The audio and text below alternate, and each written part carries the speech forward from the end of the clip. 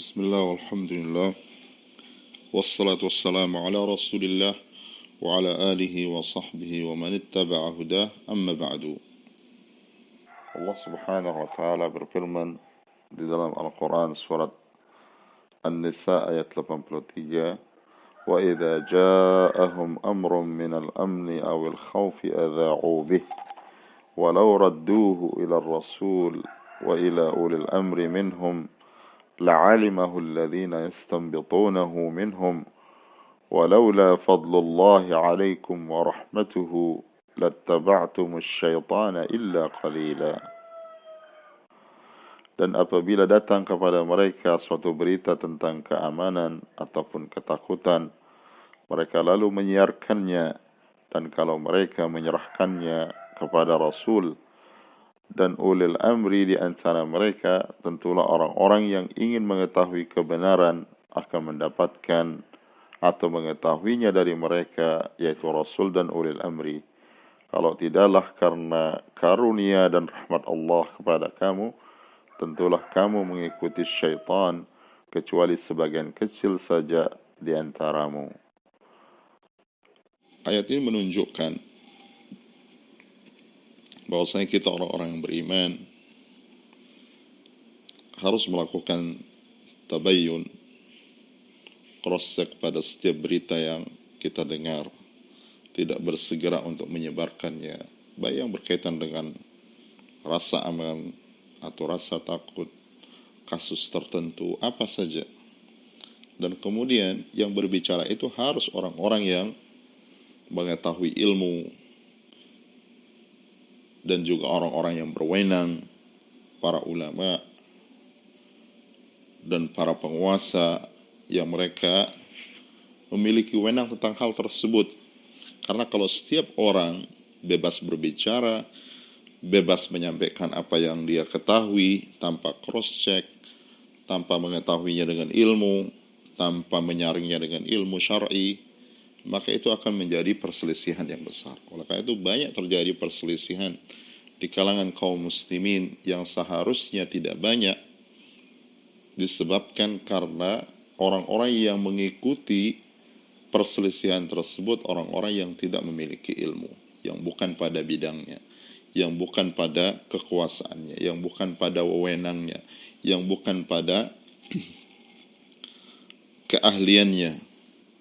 Adaikan masalah ilmu syar'i itu, kalaupun harus diperdebatkan di antara para ulama, diperdebatkan di antara orang-orang yang berilmu, diperdebatkan di antara orang-orang yang memiliki keahlian dalam masalah ilmu, maka akan sedikit bias atau dampak buruk daripada perbedaan yang berkaitan dengan masalah tersebut.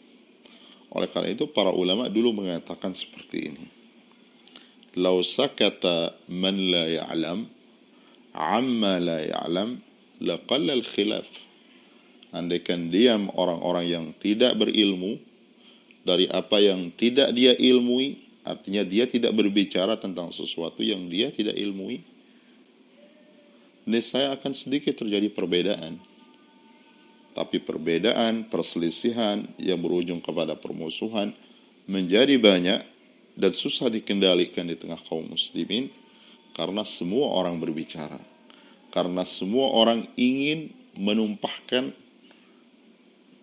apa yang ada di dalam hatinya. Oleh karena itu, nasihat kami bagi kita kaum muslimin, kalau bukan bidang kita, maka jangan kita ikut nimbrung berbicara. Apalagi di media sosial yang kadang-kadang memperkeruh suasana, kadang-kadang menjadikan perselisihan yang tidak penting, perbedaan yang tidak penting, perdebatan bahkan yang tidak penting di antara kaum muslimin. Andaikan itu diserahkan kepada orang yang ahlinya, kepada para ulama, didiskusikan, diperdebatkan, dipermasalahkan dengan dialog, dengan nasihat menasihati, niscaya akan sedikit sekali terjadi hal-hal yang menjadikan kaum muslimin untuk berpecah belah atau menjadikan mereka kemudian berselisih satu sama lain.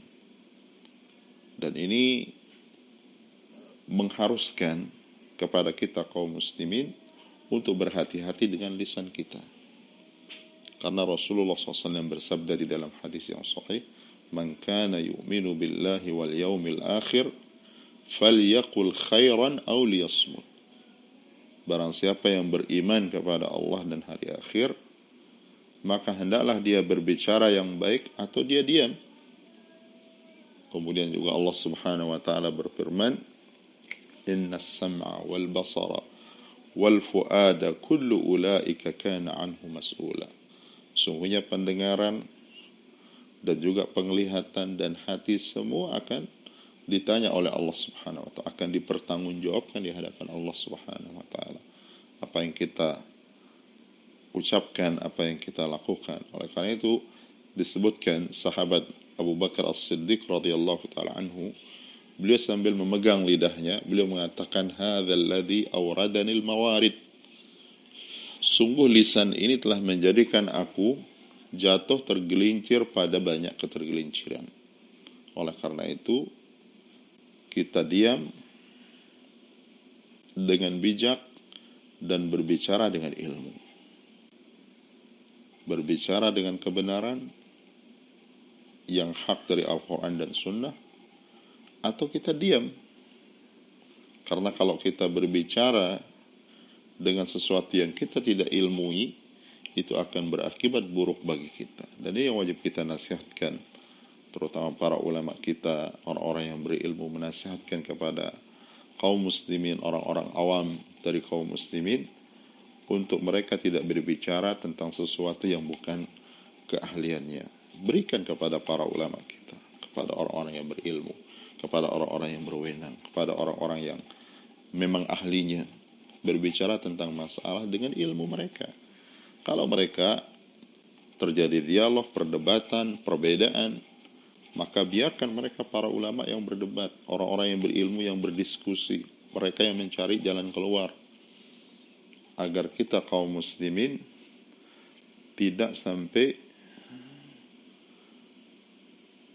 melakukan sesuatu yang menyelisihi Al-Quran dan Sunnah, apalagi mengakibatkan misalnya perseteruan yang bisa kemudian wal'iyadzubillah sampai seorang saudaranya yang muslim menumpahkan darah saudara muslim yang lain, atau menyakitinya atau melukainya, dan itu tidak dibenarkan. Nasihat harus dilakukan, hujjah harus ditegakkan, dan masing-masing berpotensi untuk dia benar dalam dialog dan perdebatan tersebut, dan dia juga bisa salah. Kullun minna raddun wa mardudun illa sahib hadzal qabr, wa asyara ila qabri Nabi sallallahu alaihi wasallam. Imam Malik dulu mengatakan setiap kita bisa menolak dan bisa ditolak perkataannya, kecuali pemilik kuburan ini. Kemudian beliau berisyarat ke kuburan Rasulullah sallallahu alaihi wasallam. Maka itu kita kaum muslimin hendaklah kita bijak, terutama di zaman fitnah ini, di zaman orang tidak pada kondisi normal karena musibah, bencana yang ada. Maka apa yang sudah kita hadapi ini jangan ditambah lagi dengan perdebatan dan silang pendapat yang tidak penting, yang bisa merusak tatanan kehidupan, yang bisa merusak kehidupan, dan bahkan menjadikan kita tidak mampu berbuat banyak di dalam kebaikan. Harus diingatkan, harus ada nasihat menasihati dengan niat ikhlas karena Allah Subhanahu wa taala. Dan para ulama melakukan hal tersebut karena kewajiban mereka kepada Allah Subhanahu wa taala untuk menegakkan kebenaran, untuk menasihatkan yang baik, dan menjauhkan orang dari hal-hal yang menjadikan mereka jatuh dalam keburukan. Semua kaum muslimin, muslimah pasti kalau mereka itu orang yang memiliki iman di dalam hatinya, walaupun dia itu sedikit keimanan, pasti dia mencintai Allah, mencintai Rasulullah SAW, menginginkan kebaikan bagi dirinya, menginginkan kebaikan bagi orang lain, dan juga ingin masuk surga dan jauhkan dari api neraka. Tapi hendaklah kita sebagai orang-orang yang beriman, menjadikan semua itu tetap ada pada diri kita dan sesuai dengan syariat kita, sehingga tidak menimbulkan hal-hal yang berakibat keburukan bagi diri kita dan juga bagi orang lain. Janganlah keimanan yang ada pada diri kita, yang sudah ada akarnya, yang seharusnya kita tumbuh kembangkan, yang harus kita